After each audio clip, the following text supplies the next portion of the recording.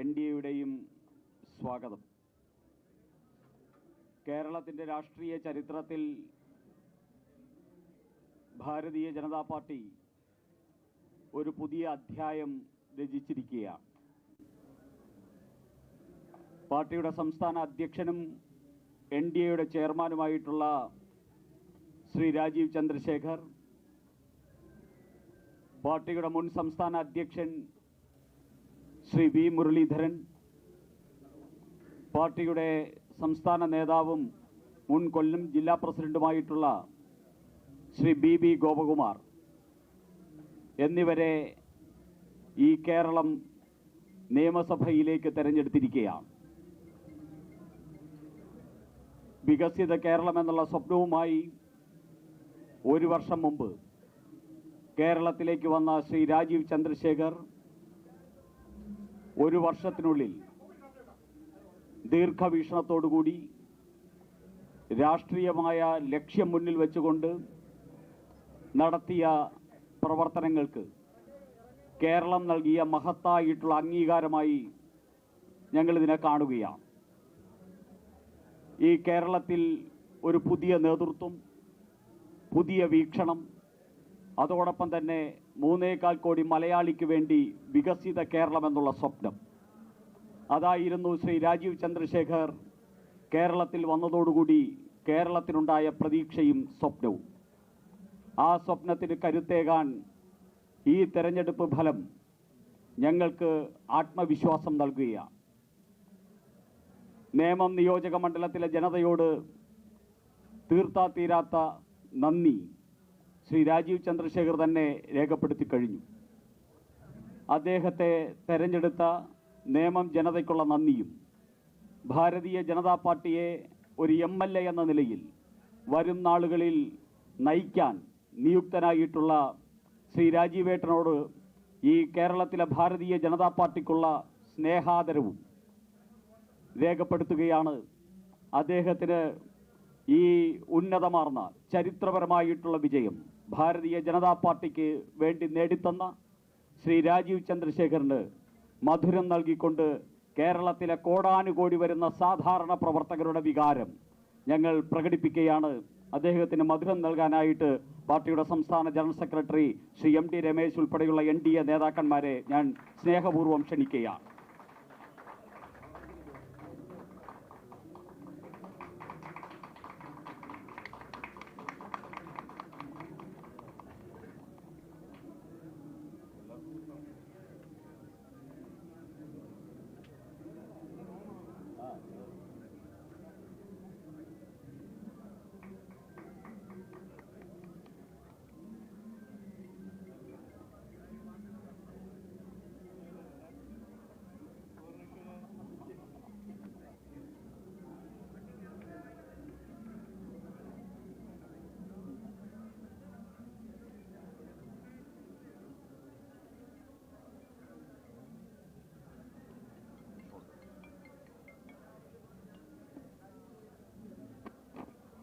അദ്ദേഹത്തിന് NDA നേതാക്കന്മാരായിട്ടുള്ള Shri VV Rajendran, Shri പേരുക്കട Harikumar തുടങ്ങിയവർ shawl അണിയിക്കുന്നു.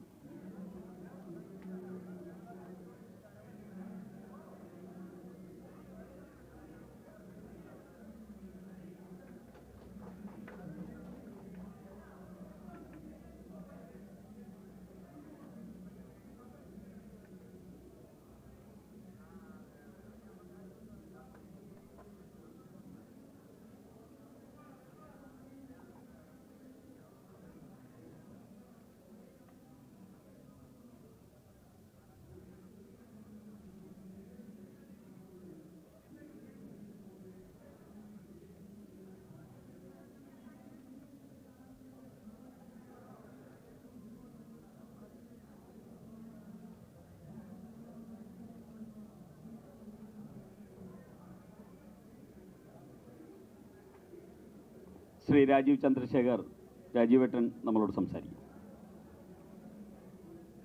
എല്ലാവർക്കും നമസ്കാരം. ഞാൻ എൻ്റെ രാഷ്ട്രീയം തുടങ്ങിയത് 20 കൊല്ലം മുമ്പെയാണ്. എൻ്റെ 20 കൊല്ലത്തിൻ്റെ രാഷ്ട്രീയത്തിൽ ഞാൻ കുറേ കാര്യങ്ങൾ ചെയ്തിട്ടുണ്ട്, സന്തോഷകരമായ കുറേ കാര്യങ്ങൾ ചെയ്തിട്ടുണ്ട്. പക്ഷേ ഏറ്റവും സന്തോഷകരമായ ഒരു ദിവസം എൻ്റെ ഈ രാഷ്ട്രീയ ജീവിതത്തിൽ ഇന്നാണ്. അത് ഞാൻ ജയിച്ചു എന്ന് മാത്രമല്ല, ഞങ്ങൾ മുമ്പോട്ട് വെച്ച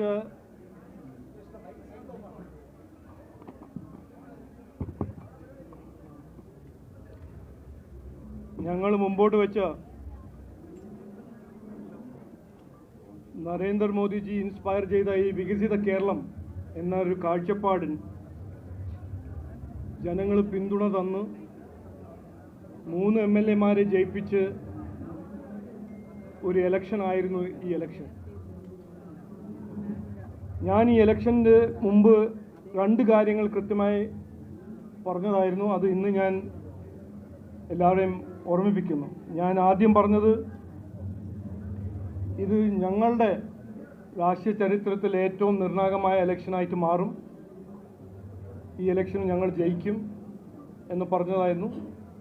അങ്ങനെയാണ് നടന്നത്. രണ്ടാമത്തത് ഞാൻ പറഞ്ഞത്, CPM തുടരും എന്ന് പറയുന്ന കാലത്ത് 2025 മുതൽ ഞാൻ പറഞ്ഞ ഒരു കാര്യമായിരുന്നു, പാർട്ടിയും പറഞ്ഞ കാര്യമായിരുന്നു, ഒരു കാരണവശാലും CPM ഇനി ഭരിക്കില്ല. അപ്പോൾ ഈ ഇലക്ഷൻ ഏറ്റവും പ്രധാനമായി ഒരു ആൻറ്റി CPM ഇലക്ഷൻ ആയിരുന്നു. ആ ആൻറ്റി ഇൻകംബൻസി വോട്ട് ഞങ്ങൾക്കും കിട്ടി, കോൺഗ്രസിനും കിട്ടി.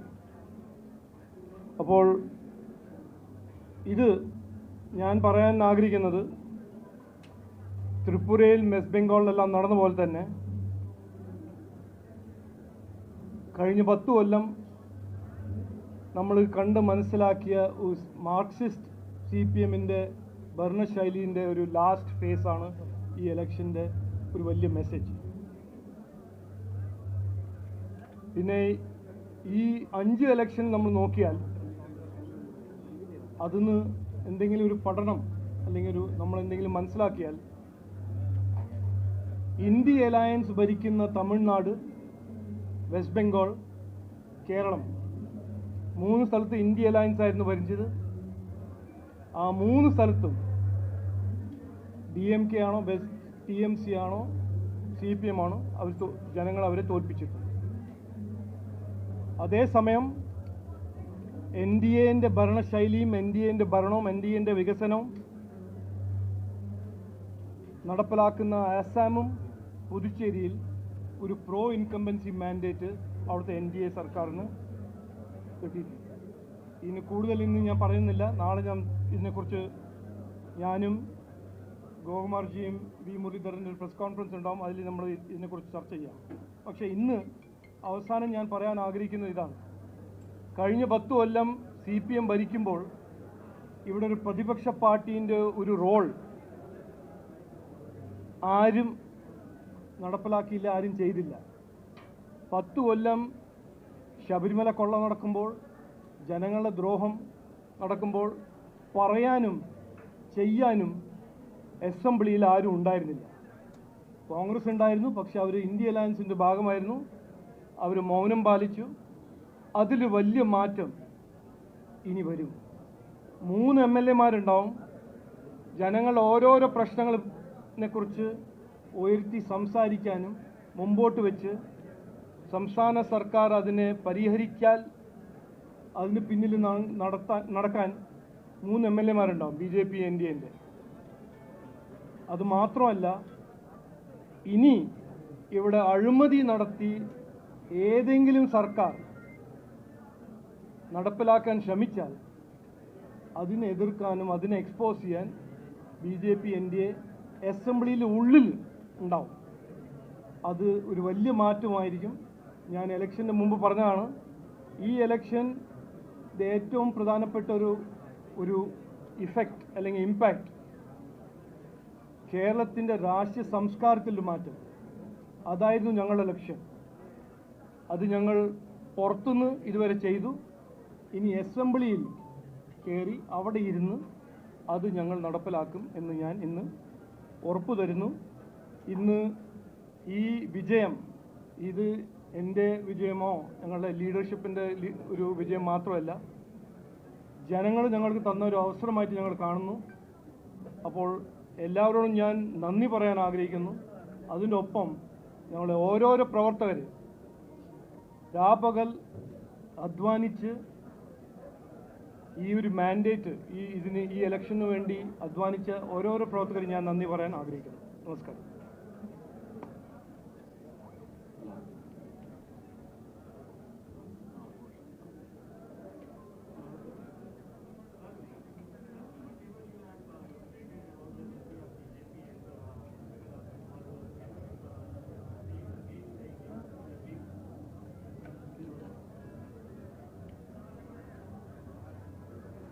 Namaskaram to everybody.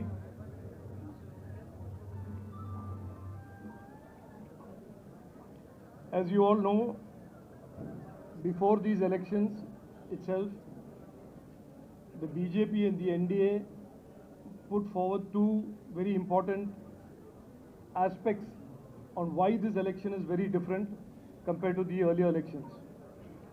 We said this is going to be an historic election for change. And we also said this is an election that is going to be marking the end of the CPM politics that has characterized Kerala politics for many, many years. And precisely that is what has come true. These elections were an anti-CPM election. This is a very, very decisive mandate to throw out and reject 10 years of CPM's corruption, CPM's malgovernance, CPM's lack of development, and CPM's economic mismanagement. We are deeply grateful that the people of Kerala have given us the support to fight for them and to work for them from inside the assembly. For the last many years, the BJP was a party, the NDA was a coalition that tried its best to fight for people's rights, to raise their voice, to raise voices for people's problems from outside the assembly.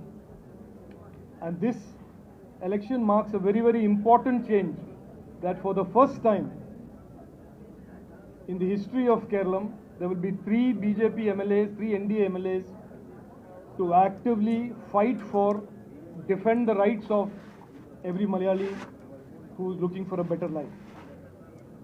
I want to not take too much time today. We will have an extensive press conference tomorrow.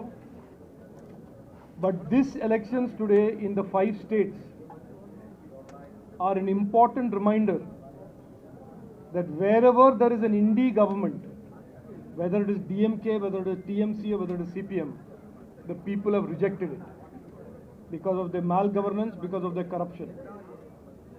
And in contrast, NDA governments in Assam, NDA governments in Puducherry have been given a repeated mandate of pro-incumbency.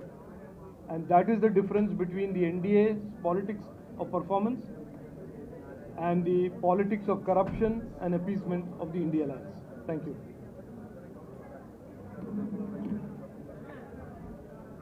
ദേശീയ ജനാധിപത്യ സഖ്യം ഈ തെരഞ്ഞെടുപ്പിൽ നേടിയിട്ടുള്ള വലിയ മുന്നേറ്റത്തിൻ്റെ ആഹ്ലാദം പ്രകടിപ്പിച്ചുകൊണ്ട് നാളെ സംസ്ഥാന വ്യാപകമായിട്ട് NDAയുടെ നേതൃത്വത്തിൽ വിജയാഹ്ലാദ പ്രകടനങ്ങൾ നടത്താൻ തീരുമാനിച്ചിട്ടുണ്ട്. ജനങ്ങൾക്കും ഈ NDA സഹായിച്ചിട്ടുള്ള എല്ലാ ജനവിഭാഗങ്ങൾക്കും നന്ദി അറിയിച്ചുകൊണ്ടുള്ള ആഹ്ലാദ പ്രകടനങ്ങളാണ് നടക്കുക. കഴിഞ്ഞ ഒരു 7 പതിറ്റാണ്ട് കാലമായിട്ടുള്ള കേരളത്തിൻ്റെ ഒരു വിശ്വാസമാണ് തകർന്നു പോയിട്ടുള്ളത്.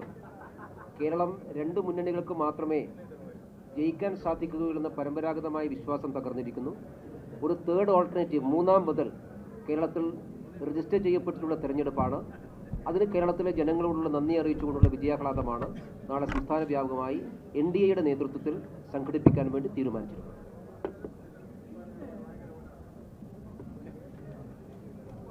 എല്ലാവർക്കും ഒരിക്കൽ കൂടി നന്ദി രേഖപ്പെടുത്തുന്നു. നമസ്കാരം.